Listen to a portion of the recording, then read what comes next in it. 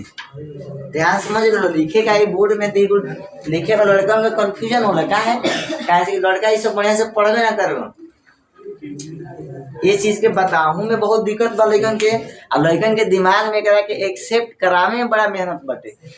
जब तक लड़का एकरा के चाह के ना एक्सेप्ट करे सब टीचर बकते रहे बुझेबे ना करे ओकरा, काहे से कुछ डीपली नॉलेज बा, डीपली नॉलेज चाहिए तारा का कैसे होता, समझ रहे हो।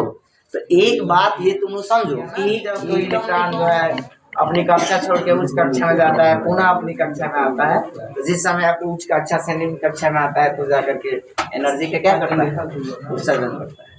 हम अभी देखिए, हम अभी किस बेसिस पे, ध्यान समझो, स्पेक्ट्रम का क्या पढ़, इसका मतलब क्या है, सेंस क्या है, पहले समझ लो।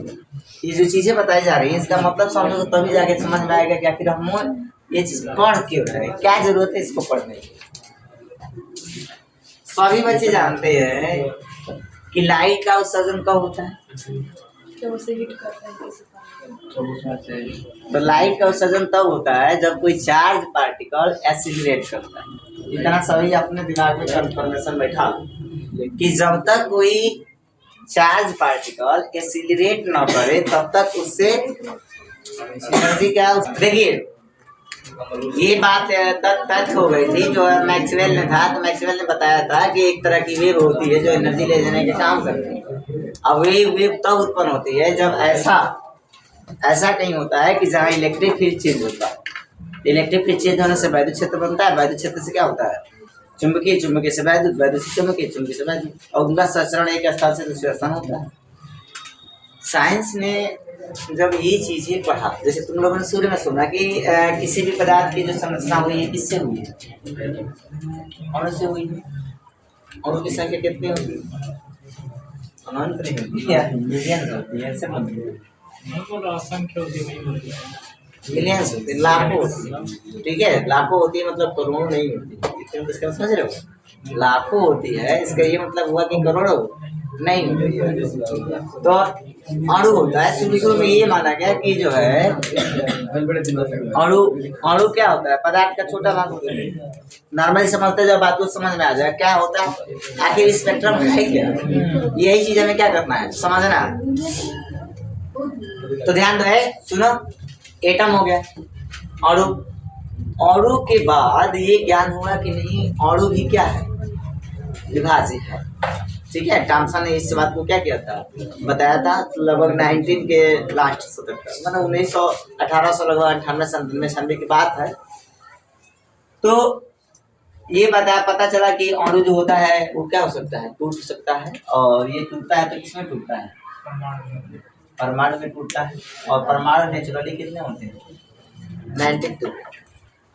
तो जब साइंस ये चीज जान गया कि भाई अणु टूटता है तो क्या मिलता है, परमाणु, तो फिर साइंस के बारे में जानने की क्या रहती है, अनस जिज्ञासा रहती है। क्योंकि जो लोग खोज कर रहे हैं वो हमेशा खोज करने की क्या रखते हैं, जिज्ञासा रखते हैं।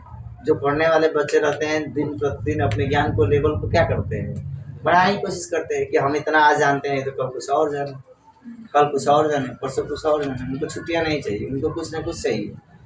तो उसी तरह से जो मकुलस टूटा तो किसमें टूटा, परमाणु में टूटा, परमाणु में टूटा तो उसके बाद थोड़ा सा ये लोग कल्पना किए कि भागी आखिर लाइट होता कैसे, दिमाग लगाना कैसे कैसे क्या क्या हो रहा है, लाइट कैसे क्रिएट होता है। तो शुरू में ये कल्पना की गई कि लाइट जो क्रिएशन होता है वो जब ये जैसे मान लो कोई पदार्थ है, पदार्थ से ही लाइट निकलता है। आप तो इसी तरह से जानते हो, जैसे मान लो टंगस्टन है, कोई लकड़ी है जल रही है, या किसी भी चीज से पदार्थ जो जल रही है लाइट निकलता है। लाइट कैसे निकलता है, तो लाइट निकलने की जो कल्पना की गई उसका ये डाटा तैयार किया गया कि ऐसे लाइट निकलती है। वो कल्पना क्या की गई, जैसे ये मकुलस है, जैसे मान लो एक जो है एटम, तो एक एटम दूसरे एटम से क्या रहते हैं, बंधे रहते हैं, बल लगता है, इस बल को क्या कहते हैं, अंतराणविक बल। इन बड़ों से ये जो है बना रहता है। एज वीज जैसे समझ लो कि ये कोई रबर से बड़ा हुआ हो, रबर समझते हो, ये रबर, इसको ये दोनों एक दूसरे को खींच रहे हैं, ऐसा समझ सकते हो, दोनों एक दूसरे को खींच रहे हैं। कोई ये भी खींच रहा है तो ये भी खींच रहा है, ये भी खींच रहा है तो ये भी खींच रहा है, सब एक दूसरे से क्या हुए हैं, जुड़े हुए हैं। जब इसको बाहर से एनर्जी क्या होती है, दी जाती है, बाहर से एनर्जी दी जाती है, तो इसका जो एटम है वो इधर और इधर क्या करने लगता है, कंपाउंड करने लगता है।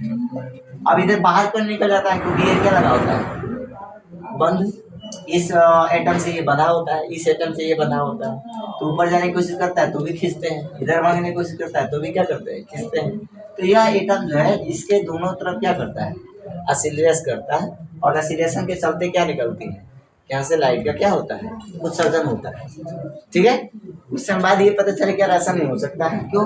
क्योंकि एक तरह से देखा जाए तो एटम जो होता है उदासीन होता है, एटम पे किसी प्रकार का चार्ज नहीं होता है।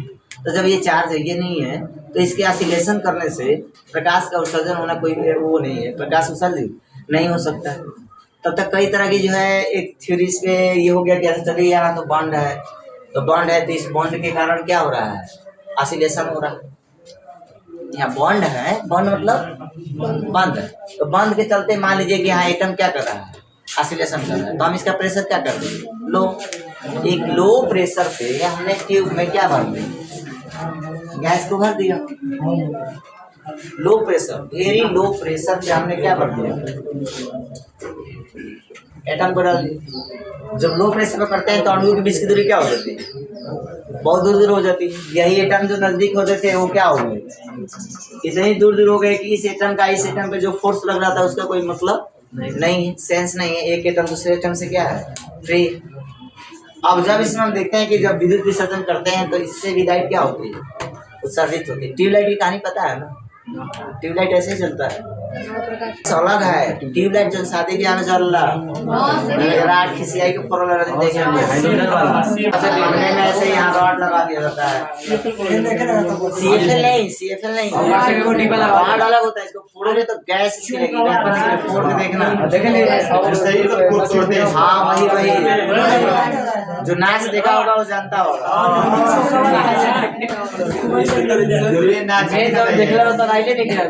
रास्ता अभी आया नहीं सत्या सब बता देता है। तो ये राड है और इस राड में क्या भरते रहते हैं गैस, लो प्रेशर पे गैस भर देते हैं।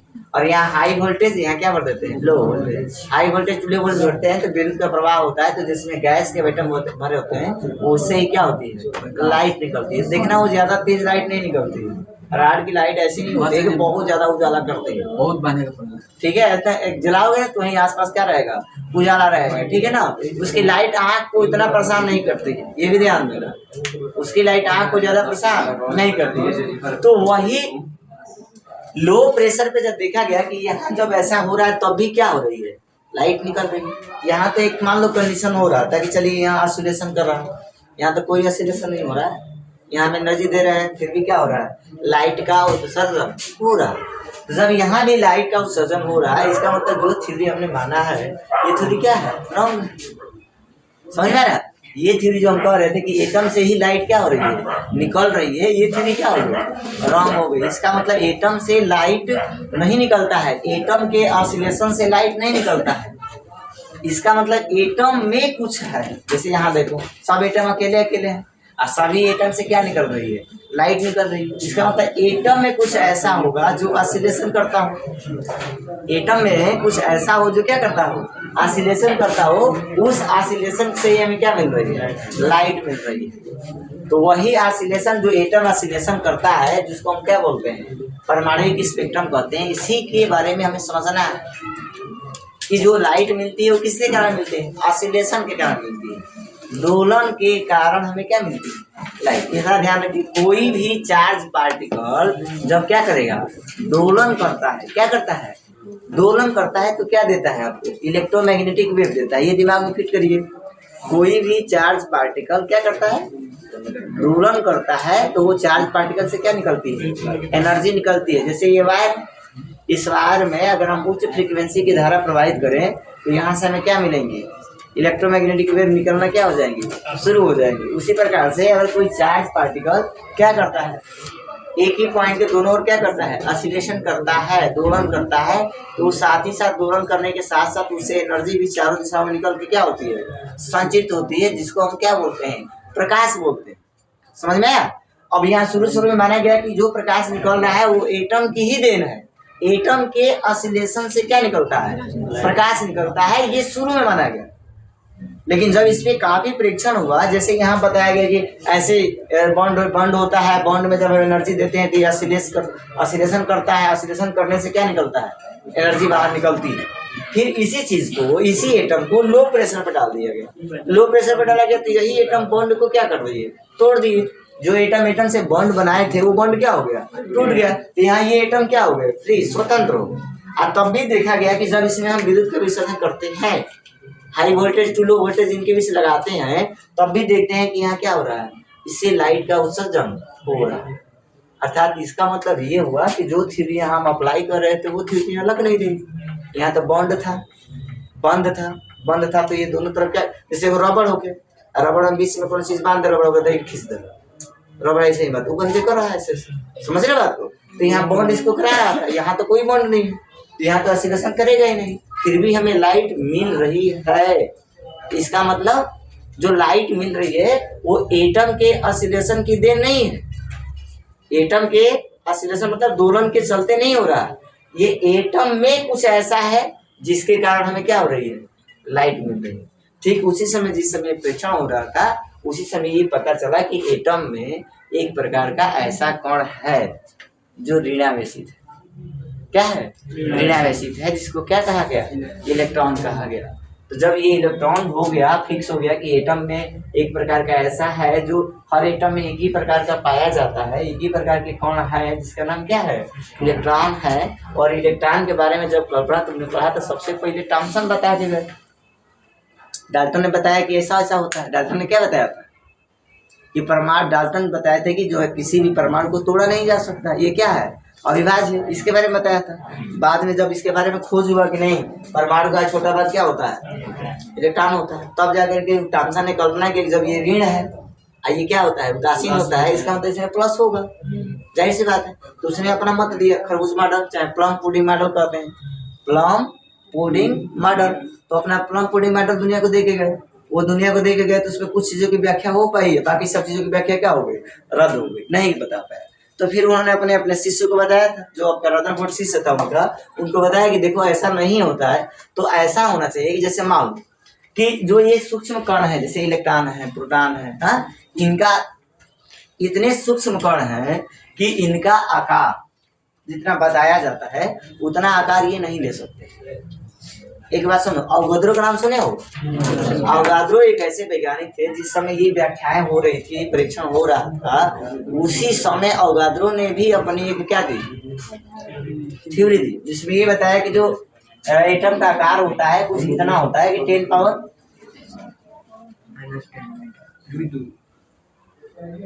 इतना का होता है। फिर जो है अदर पर थॉमसन के दिमाग में है कि जब आकार इतना बड़ा होता है, ध्यान समझना, जब आकार इतना बड़ा है और जो उसके कण है वो बहुत क्या है, सूक्ष्म है, तो इतनी जगह में कैसे रखते, इतना जगह कैसे बना देते।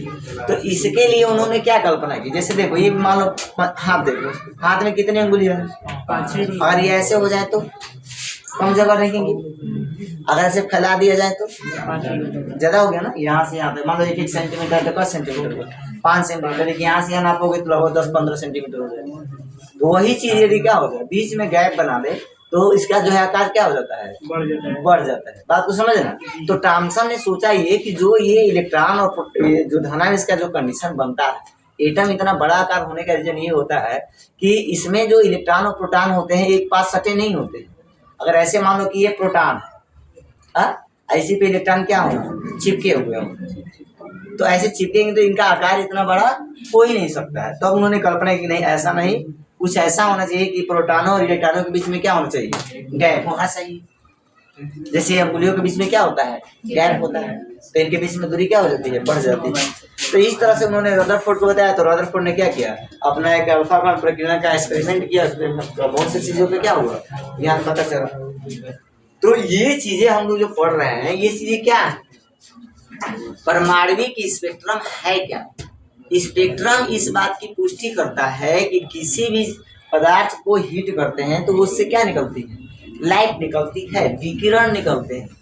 जो विकिरण निकलते हैं उसी को क्या बोलते हैं, स्पेक्ट्रम कहते हैं। ये जानिए कि जो स्पेक्ट्रम होता है वो क्या होता है, स्पेक्ट्रम विकिरण के एक क्रम को ही क्या बोलते हैं, स्पेक्ट्रम बोलते हैं। जैसे देखो ये आपका मान लो ट्यूब है और इस ट्यूब में तुमने किसी प्रकार की गैस भरी, किसी प्रकार की क्या भरी, गैस भरी, जैसे मान लो हाइड्रोजन ही गैस भरी। तो लो प्रेशर पे हाइड्रोजन गैस को भरकर और जब इसमें हम क्या करते हैं, जब इसमें हम विद्युत विसर्जन करते हैं तो हम क्या देखते हैं, इसमें जो विकिरण उत्सर्जित हो रही है, इससे जो विकिरण उत्सर्जित हो रही है, जो विकिरण निकल रही है, इस बात को समझो, जो विकिरण इसमें क्या हो रही है, निकल रही है, उनमें कुछ निश्चित आवृत्ति की ही तरंगे हैं, उसमें कुछ निश्चित आवृत्ति की ही क्या है, तरंगे हैं। अलग अलग एटम लेने पर ये तरंगे क्या होती हैं, अलग अलग आवृत्ति की होती हैं। जैसे सल्फर ले लिया, सल्फर को ले प्रेशर भर दिया, उसके बाद हमने उसमें क्या किया, विद्युत का विसर्जन किया, तब भी हम देखते हैं कि उसमें जो विकिरण निकलती है उसमें निश्चित ही आवृत्ति के क्या रहते हैं, स्पेक्ट्रम पाए जाते हैं। उन स्पेक्ट्रमों को पहचान करने के लिए हम फिंगरप्रिंट का प्रयोग करते हैं। जैसे मान लो कोई प्लेट लगा दिया, जैसे आप सोचिए ये सनलाइट, सनलाइट पर हमने सूर्य के प्रकाश को डाला तो ये कितने रंगों में बट गया, 7 रंगों में बट गया। इसके लिए हमने एक स्क्रीनिंग लिया और स्क्रीनिंग पर हमने देखा तो ये ऊपर क्या मिला, रेड, नीचे क्या मिला, ब्लू। तो हमने इसका कॉलम बना दिया ऐसे, समझे इस बात को। तो ऊपर रेड हो गया और रेड की क्रम से नीचे चलते चले गए तो नीचे तो क्या मिल गया, ब्लू। तो ये आपको ये पता है ना कि ऊपर रेड आएगा, नीचे क्या आएगा, ब्लू आएगा। और उसी तरह से ये जब लाइट विकिरण उत्सर्जित हो रही है तो इनको जब हम लेकर के देखते हैं तो इन पे ये जो प्लेट ली जाती है, फोटोग्राफिक प्लेट, इन पे इनका कहीं स्थान मिलता है, कहीं लाइनिंग मिलती है। तो जो लाइनिंग मिलती है उसमें तरंग दैर्घ्य क्या होता है, निश्चित होता है, इतनी आवृत्ति का मिलेगी या इतनी तरंग दैर्घ्य क्या होगी, मिलेंगी। तो जो विकिरण मिलती है उस विकिरण को क्या बोलते हैं, परमाणविक स्पेक्ट्रम कहते हैं। ध्यान समझ लो, लिखेगा ये बोर्ड में देखो, लिखेगा लड़का में कंफ्यूजन हो लगा है, कैसे लड़का ये सब बढ़िया से पढ़वे ना करो, ये चीज के बताऊं मैं बहुत दिक्कत बा लड़कन के। अब लड़कन के दिमाग में करा के एक्सेप्ट करावे में बड़ा मेहनत बटे। जब तक लड़का करा के चाहे के ना एक्सेप्ट करे, सब टीचर बकते रहिए, मुझे भी ना करे करा, कैसे कुछ डीपली नॉलेज बा, डीपली नॉलेज चाहिए तारा का कैसे होता, समझ रहे हो। तो एक बात ये तुम लोग समझो कि एटम में कौन हो, क्योंकि इलेक्ट्रॉन होता है, इलेक्ट्रॉन क्या करता है, ऑसिलेशन करता है। ऑसिलेशन मतलब दोलन, एक ही पॉइंट के दोनों ओर क्या करता है, वो सब वो कब करता है, जब बाहर से उसको क्या मिलती है, एनर्जी मिलती है।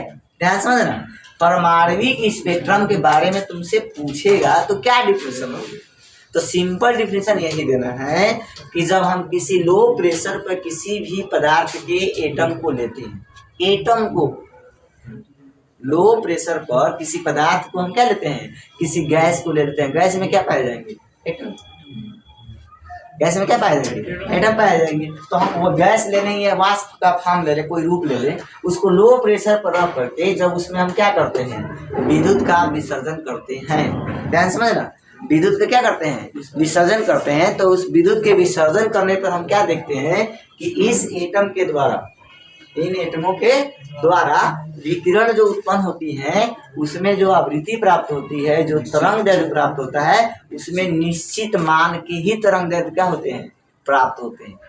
तो जो ये प्राप्त होता है, जो स्पेक्ट्रम, स्पेक्ट्रम का मतलब क्या होता है, क्रम। तो निश्चित आवृत्तियों का चाहे निश्चित तरंग दैर्घ्य का जो क्रम प्राप्त होता है उसे ही क्या कहते हैं, परमाणविक स्पेक्ट्रम कहते हैं। पहले तो ये जानना जरूरी है कि परमाणविक स्पेक्ट्रम क्या है।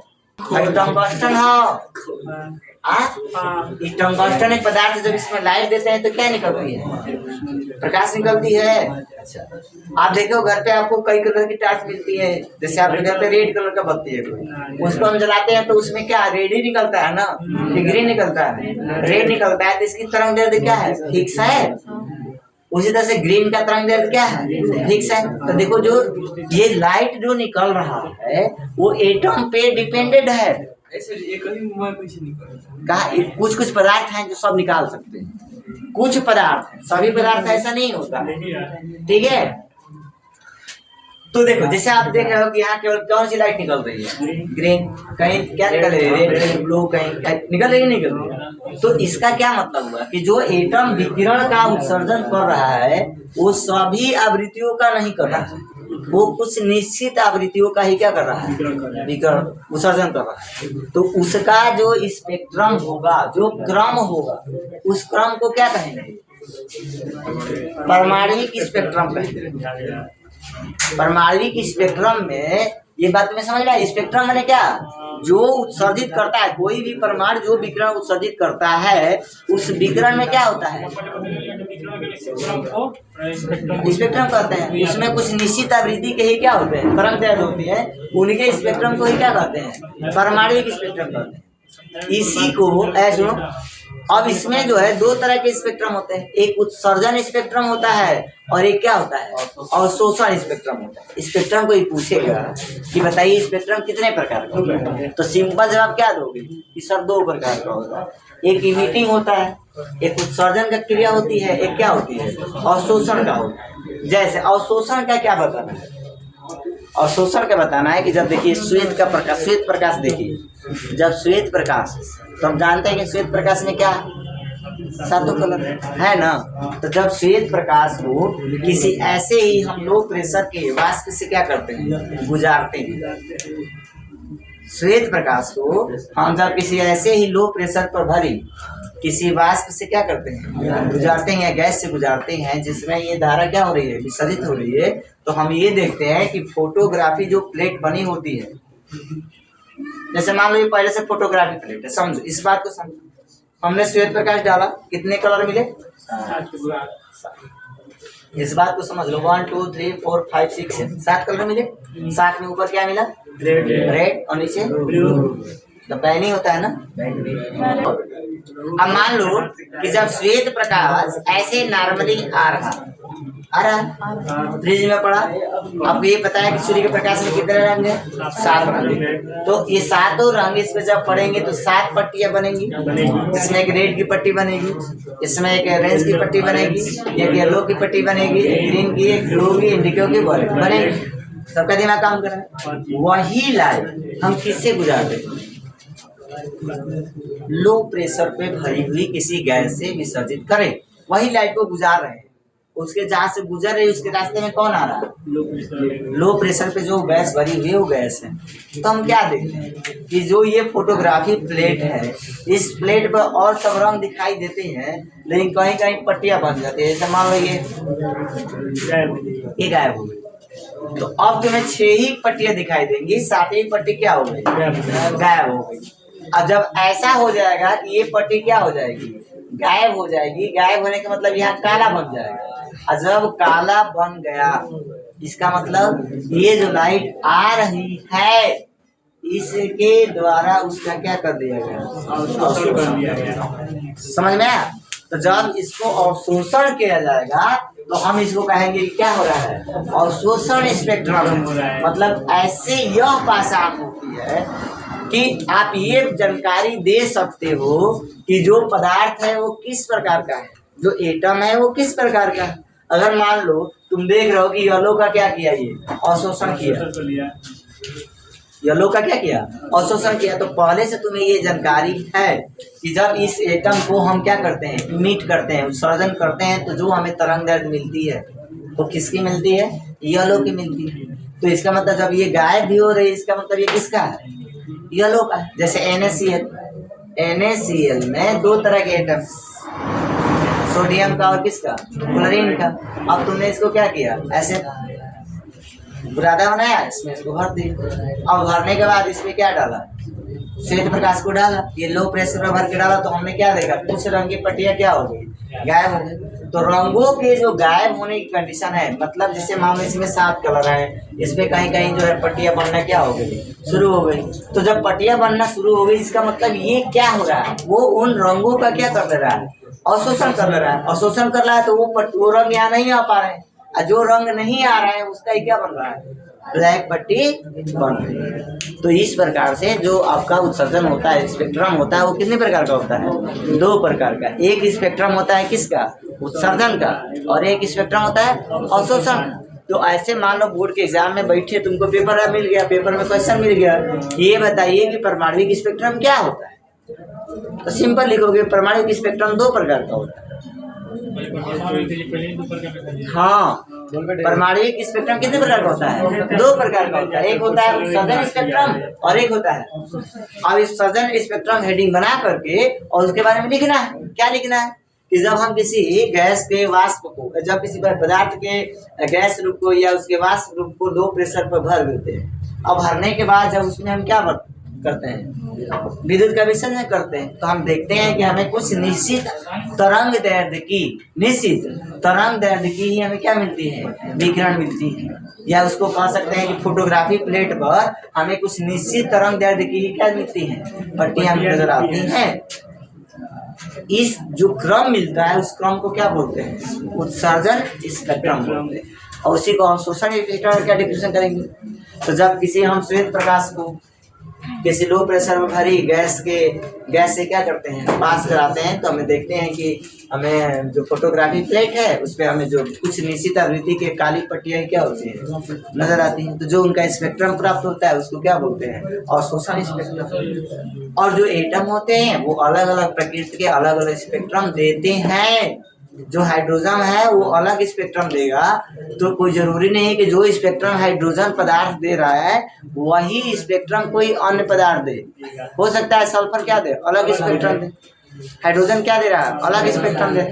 तो ये जितने भी एटम है सब क्या दे रहे हैं, अलग अलग स्पेक्ट्रम दे रहे हैं, समझ में। तो बाद में चलकर बहुत सारा अध्ययन होने के बाद एक वैज्ञानिक हुए बानर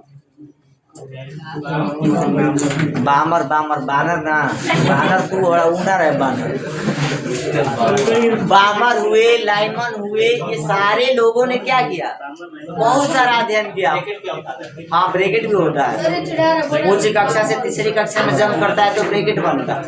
तो जितने भी साइंटिस्ट लोग हैं सब अध्ययन करने के बाद ये देखे कि जो श्रेणियां मिलती हैं, जो तरंग दैर्ध्य मिलते हैं, जो विकिरण मिलते हैं, कल तुमको बताए थे कि विकिरण जो उत्सर्जित होती है 3 प्रकार की होती है।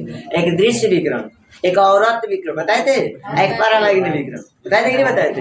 तो जो दृश्य जो होता है उसको दीप्त बोलते हैं, उसके ऊपर जा सकती है, उसके नीचे आ सकती है। तो बहुत सारा अध्ययन करने के बाद न पता चला कि हाँ इतनी तरह की क्या होती है, विकिरण होती है, इतने तरह की तरंग दैर्ध्य की जो है प्रकाश विकिरणें होती हैं। जैसे आप लोग देखेंगे कि आप नॉर्मली आप बैठे रहते हैं किसी आग के पास, और फिर भी आपको उसमें क्या होती है, मिलती है कि नहीं मिलती है। कई जगह ऐसा होता है कि प्रकाश नहीं दिखेगा, आपको गर्माहट मिलेगी। जैसे आप देखिएगा घरों में हीटर होता है या जो कोई चीज होती है गर्म होती है, तो आपको वहां से क्या मिलने लगती है, उष्मा मिलती है। उष्मा मिलने का रीजन क्या होता है, वहां से विकिरण निकल करके आपके पास क्या हो रही है, पहुंच रही है। तो जो विकिरण आपके यहाँ पहुंच रही है कि आपको वस्तु दिखाई देने का काम कर रही है, तो जवाब है कि नहीं दे रही है। लेकिन विकिरण उत्सर्जित हो रही है कि नहीं हो रही है, तो जवाब है कि हो रही है, भले वो आपकी आंखों से दिखाई न देती। तो वो चीजें कहाँ देखने को मिलता है, उसके लिए जांच करने के लिए फिंगरप्रिंट बनाए गए हैं। उसमें जब जाती हैं वो पढ़ती हैं तो वहाँ क्या बना देती हैं, डब्बा बना देती है, पट्टी बना देगी। उस पट्टी से आप पहचान कर पाओगे जिस एटम से निकल रहा है ये किस प्रकार का है। तो उसमें सबसे पहले जो देखा गया वो कौन सा था, लाइमन था ना, लाइमन, ब्रैकेट और फूड, 5 तरह की श्रेणियां पढ़ना है। तो वही श्रेणियां पहले लिखना है। 1/λ पोस्ट में ब्रैकेट में 1/1 का स्क्वायर माइनस 1/, ये होता है।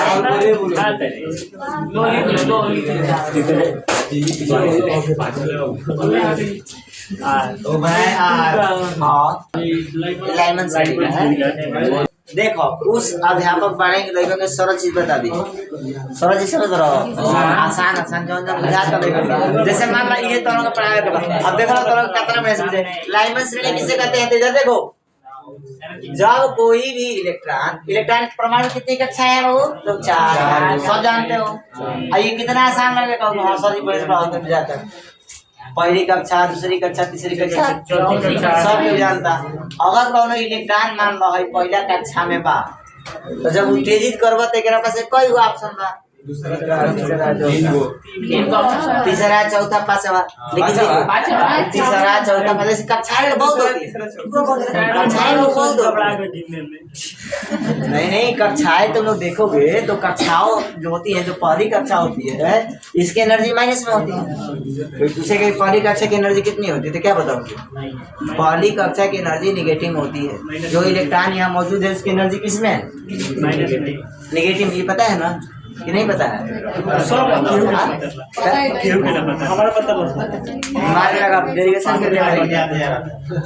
इसीलिए इलेक्ट्रॉन परिबद्ध होता है। इलेक्ट्रॉन की एनर्जी निगेटिव होती है, माइनस में है माइनस ई स्क्वायर अपन 8 पाई। पहली कक्षा का होता है तो दूसरी कक्षा का भी वही होता है। ध्यान दो, तो जो पहली कक्षा की एनर्जी होती है वो निगेटिव में होती है 13.6 माइनस में 13.6 इलेक्ट्रॉन वोल्ट, पता नहीं कुछ ऐसा होता है। जैसे जैसे इस कक्षा से कहाँ जाएंगे, ऊपर की कक्षा में जाएंगे, इसका मान 0 की ओर अग्रसर होता जाता है।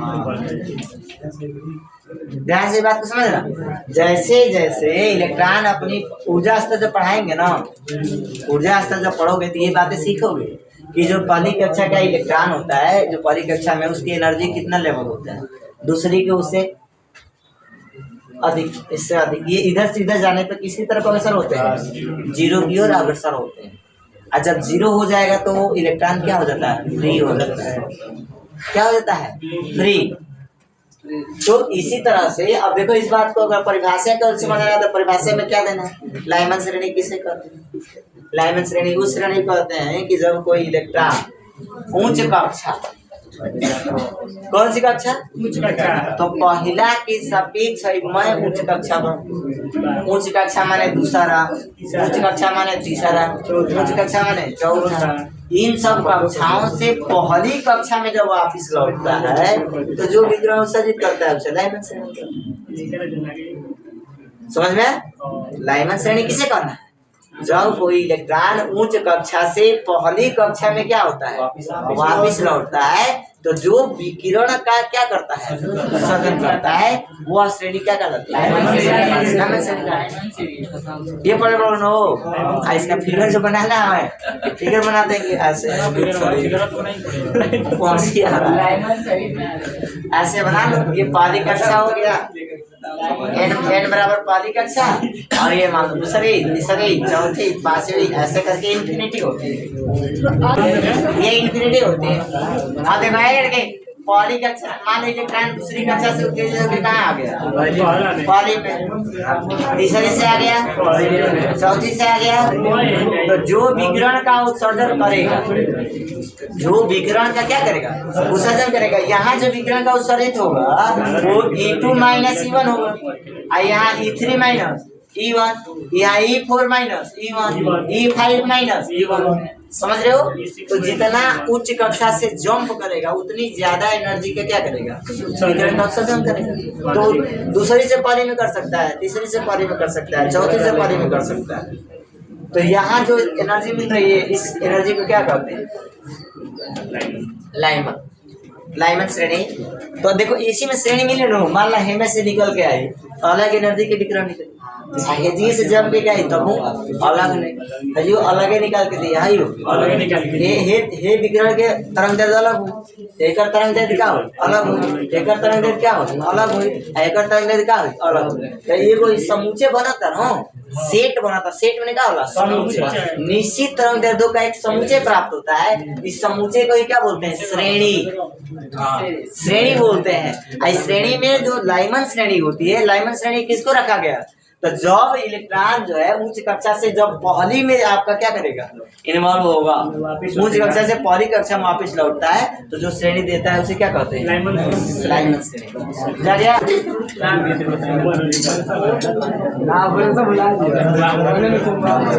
बामर श्रेणी। जब कोई इलेक्ट्रॉन उच्च कक्षा से दूसरी कक्षा में वापिस लौटता है तो उत्सर्जित विकिरण का समूह है बामर श्रेणी कहलाता है। और इसका सूत्र क्या हो जाएगा 1/λ 1/2 स्क्वायर।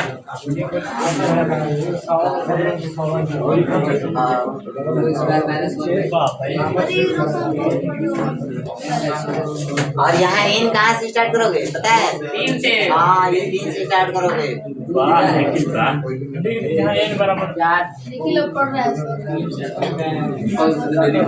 हाँ बना लो हेडिंग बनाना पास्ट टेंस श्रेणी जब परमाणु का इलेक्ट्रॉन अब कहना कक्षा से कहना हो उच्च कक्षा से कहना में पहले हो गई नो पहले में का लाइमन दूसरा में बामर तीसरा में देखो जब कोई परमाणु का उच्च कक्षा से तीसरी कक्षा में वापस लौटता है उत्सर्जित विकिरण की श्रेणी कहलाती है।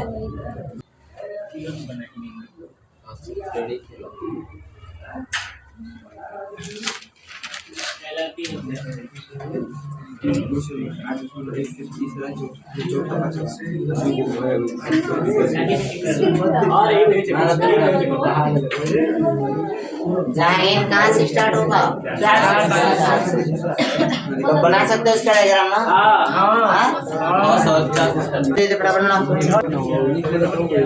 मतलब ये होता है ना कि वहाँ से कोई आता ही नहीं है तो चला रहता है।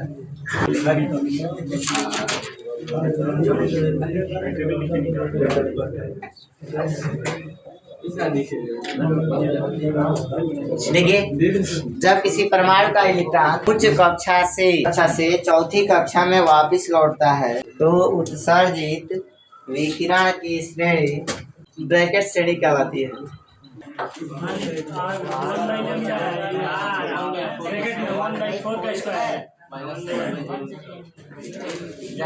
कहाँ से स्टार्ट होगा 5 6 कुंड श्रेणी जब परमाणु का इलेक्ट्रॉन उच्च कक्षा से 5वीं कक्षा में वापस लौटता है। चलिए देखो ऊर्जा स्तर क्या होता है इसको हम एनर्जी लेवल बोलते हैं। किसी भी एटम में आप देखते हैं सुनो एक ही एटम से जो विकिरण का उत्सर्जन होता है वो ये देखा गया कि विभिन्न प्रकार की एनर्जी का होता है। मतलब हमें ऐसा मिलता है कि एक ही एटम है जो उसके द्वारा हमें विकिरण क्या हो रही है प्राप्त हो रही है जो हमें प्रकाश क्या हो रहा है मिल रहा है भले वो दृश्य हो क्या हो दृश्य हो उसकी तरंग दैर्ध्य क्या होती है भिन्न भिन्न प्रकार का होता है। तरंग दैर्ध्य भिन्न भिन्न प्रकार का होने का मतलब उसकी आवृत्ति भी क्या होती है भिन्न भिन्न प्रकार की होती है। अगर आवृत्ति भिन्न भिन्न प्रकार की है मतलब एच न्यू का मान क्या होगा फिक्स है क्या अलग अलग होगा। ऐसा तभी हो सकता है जब उसके अंदर जो इलेक्ट्रॉन का होता है लेवल एनर्जी का वो क्या हो अलग अलग क्या हो अलग अलग हो। अगर हाइड्रोजन की बात करते हैं तो हाइड्रोजन के एटम में हाइड्रोजन सबसे सरल एटम है इसलिए जो भी अध्ययन किए गए किस पे किया गया हाइड्रोजन पे किया गया। रीजन क्या था हाइड्रोजन का एटम में एक जो है प्रोटॉन होता है इतना तो सब जानते हो एक इलेक्ट्रॉन होता है। अब जिसमें एक इलेक्ट्रॉन हो उसका अध्ययन करना सरलतम है जिसमें 20-25 गए तो उसका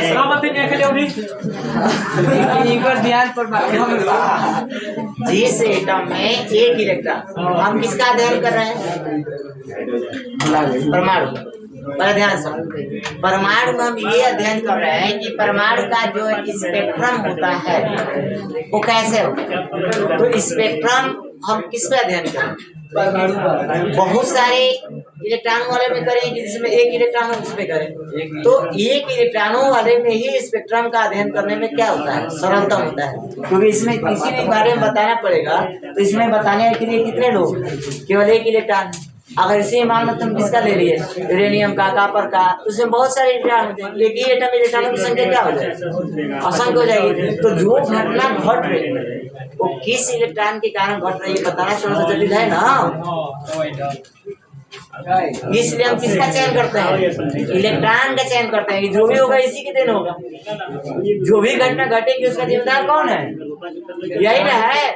अगर मान लो इसमें 3 इलेक्ट्रॉन हो तीन तरह का विकिरण मिल रहा हो तो तुम कैसे डिफाइन कर पाओगे कि यही तीन प्रकार का दे रहा है? तब तो ये भी कह सकते हो कि नहीं वो वाला दे रहा होगा तो सूखे प्रकार का, तीसर का दे रहा होगा तीसर के प्रकार का। समझ रहे हो? इसलिए किसका चयन किया जाता है? हाइड्रोजन का। हाइड्रोजन में सिंगल एटम में एक ही इलेक्ट्रॉन पाया जाता है। तो जब जैसा ये उत्तेजित होगा उस प्रकार के, और मान लो एक ही इलेक्ट्रॉन है, विकिरण 4-5 टाइप का मिल रहा है। सोचो एक ही इलेक्ट्रॉन है, अब विकिरण कितने टाइप का दे रहा है? 4-5 टाइप का। एक कम तरंग के दे रहा है, उससे थोड़ा सा अधिक का दे रहा है, थोड़ा उससे अधिक का दे रहा है। तो तुम्हें ये बात कहना पड़ेगा ना कि यही एक ही इलेक्ट्रॉन 4 प्रकार के तरंग दैर्ध्यों का क्या कर रहा है? उत्सर्जन कर रहा है। अगर इसमें 4 इलेक्ट्रॉन हो, 4 प्रकार के तुम्हें तरंग दैर्ध्य मिलो, तो तुम कैसे ये पूरा कॉन्फिडेंस के साथ कह सकते हो कि नहीं एक ही जो है 4 प्रकार का दे रहा है? तुम्हारे दिमाग में तो ये भी बातें आ सकती है कि नहीं चारों हैं, एक एक प्रकार का क्या कर रहे हैं, अलग अलग दे रहे हैं। आ सकता है कि नहीं आ सकता है? इसलिए हाइड्रोजन का चयन किया गया। हाइड्रोजन में एक ही इलेक्ट्रॉन होता है और जो भी इससे रिजल्ट मिलेगा उसमें बताना समझना ये क्या होगा? आसान होगा। इसलिए हम किसका चयन करते हैं? हाइड्रोजन। तो सबसे पहले जो हमें पढ़ना है वो हमें क्या पढ़ना है? ऊर्जा स्तर क्या होता है? लिखो ऊर्जा स्तर। हाइड्रोजन स्पेक्ट्रम का विविध अध्ययन बामर ने किया, जिसके अनुसार हाइड्रोजन परमाणु में इलेक्ट्रॉन उस निश्चित ऊर्जा वाली अवस्थाओं में रह सकते हैं। ये अवस्थाएं अस्थायी अवस्थाएं कहलाती हैं तथा इनकी संगत ऊर्जा स्तर कहलाती है। एक हाइड्रोजन परमाणु के Nv अस्थायी अवस्था में निम्न होती है। तो Nv कक्षा की जो ऊर्जा होती है -13.6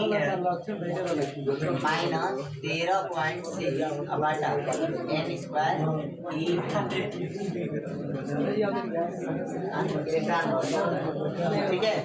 नेक्स्ट ध्यान दो। तो बामर ने बहुत सारा अध्ययन किया हाइड्रोजन का स्पेक्ट्रम का अध्ययन करने के बाद ये बताया कि जो हाइड्रोजन एटम देख रहे हैं आप, इस हाइड्रोजन एटम में जो इलेक्ट्रॉन होता है ऐसा नहीं होता है कि सभी संभव कक्षाओं में घूम सकता है, ऐसा नहीं। जिस कक्षा में वो रहता है या जहाँ भी रहता है उसकी एनर्जी का जो लेवल होता है वो निश्चित होता है। क्या होता है? निश्चित होता है। उस निश्चित से उसका मान कम नहीं हो सकता है, ठीक है ना। तो इस एनर्जी में है तो ये अवस्था कहलाएगी इसकी। मान लो यही इलेक्ट्रॉन यहाँ है तो इसकी एक अवस्था क्या कहलाएगी? अलग कहलाएगी। ये तो सबसे जो न्यूनतम अवस्था होती है उसको पहली अवस्था कहते हैं, जो सबसे मिनिमम होती है वो पहली हो गई। इसके बाद दूसरी, उसके बाद तीसरी, उसके बाद चौथी, उसके बाद 5वीं, 6वीं, 7वीं, 8वीं, 9वीं, 10वीं ऐसे चला जाता है। ये अवस्थाएं जो होती हैं इनफाइनाइट तक जाती है। कहाँ तक जाती हैं? तो जो पहली कक्षा होती है उसके लिए उसका जो एनर्जी का लेवल होता है -13.6, ठीक है। 13.6 बटा n² इलेक्ट्रॉन वोल्ट में होती है और वो भी मान किस में होता है? ऋण में होता है। तो जैसे जैसे हम यहाँ से ऊपर जाने की क्या करते हैं? कोशिश करते हैं। मतलब कोई भी अपनी अवस्था से उच्च अवस्था में जाता है तो उसका एनर्जी किसकी तरफ बढ़ता है? 0 की तरफ बढ़ता है। मतलब सबसे उच्चतम ऊर्जा किसका होता है? इस कक्षा का होता है कि इस कक्षा का होता है? इसकी एनर्जी ज्यादा है कि इसकी एनर्जी ज्यादा है?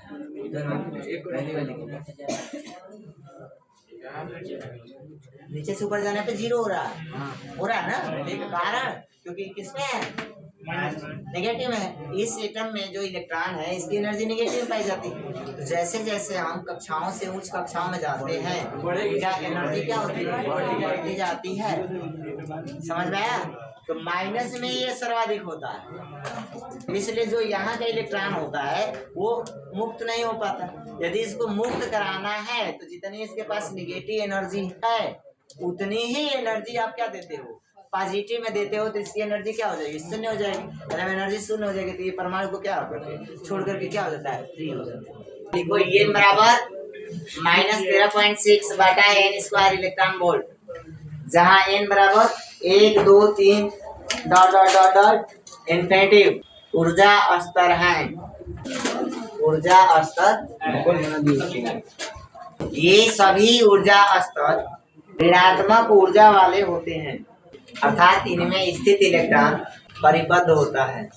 n का मान बढ़ने से n का मान बढ़ने के साथ साथ ऊर्जा भी बढ़ती जाती है। न्यूनतम ऊर्जा E1 वाली अवस्था को मूल अवस्था तथा उच्चतम स्तर E2, E3, E4 आदि को उत्तेजित अवस्था कहते हैं।